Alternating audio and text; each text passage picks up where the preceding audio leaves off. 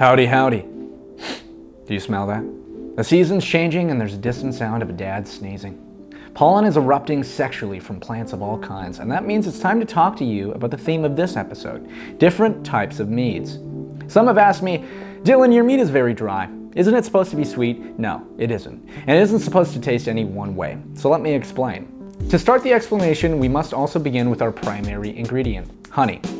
In the wine industry, there is a word to describe the effect the environment has on the taste of a product, and that word is terroir.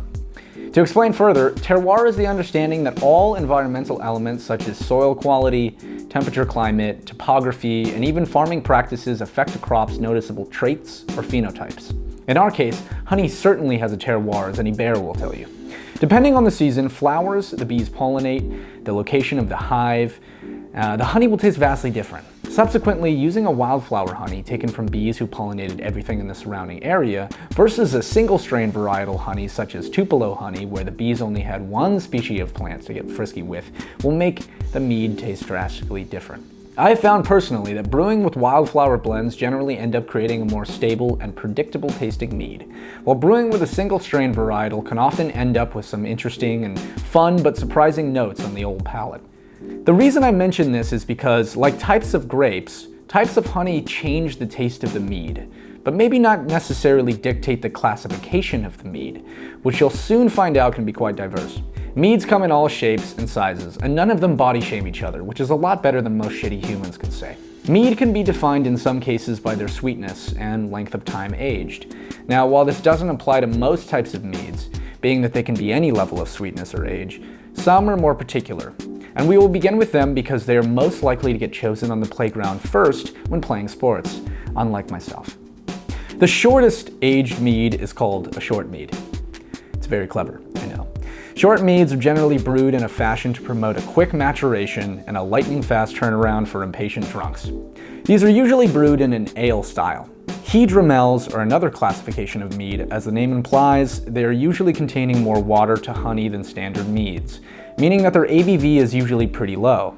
Session meads can also be considered in the same vein as hydromels, though I've found more often than not, sessions are left sparkling to resemble a beer in style. Now on to your standard mead, your basic, even stat-lined mead. Generally ranging from 7 to 14% alcohol, these meads are traditional and tasty. You might presume that show meads also fit in this category, but the show mead is defined by its exclusion of any other ingredients besides the basics, not by its percentage. Show mead is just honey, water, and yeast, and sometimes oak. Then there is the sack mead, which is a bizarre name, but this implies that the mead is higher percentage than standard at 14 to around 22%, usually a sort of dessert mead. Then there is the great mead, which demands a lengthy aging period in a sweaty basement for maximum crust, only to be drank by queens and kings. Finally, there are fortified meads or honey liqueurs, which are made through distillation. Few places produce this, however, as it is usually very expensive with little yield. Now it gets serious. We're moving on to the mead classifications by ingredients, and this is where the branches grow a little bit. It's important to note that most of these are named meads with historical reference. Hence, there not being categories for every type of edition. New classifications are still being made to this day.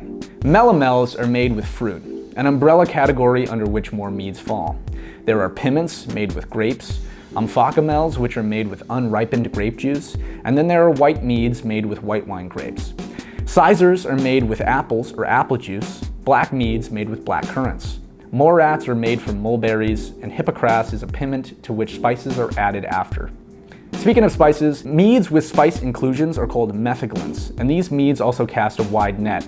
The word used to mean medicine in Welsh, which just goes to show you how radical the Welsh are.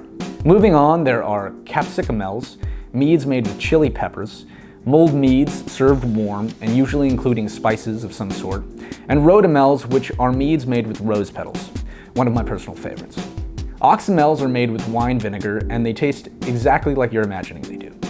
Braggots are a favorite of many, being meads made with grains, often just called beer meads. The origin of the name comes from mixing the drinks together and getting so hammered that you boasted and bragged about all of your deeds. Finally, there are bocchets made with caramelized honey, acerglins, which are made with maple syrup, and sparkling meads, which are carbonated, obviously. Now, these are all the names that we use in the glorious language English, so as you already probably presumed, there are many other words for mead in other languages, and they mostly translate to tastes frickin' yummy. since that was a lot of information from my tiny brain to recite to you, and probably didn't pronounce all of it right, I've likely still missed some meads here or there, and there are new meads still being made to this very day. Reach out to us if you think of any, and let us know so I can write a formally written apology to the world and become a shame-ridden hermit.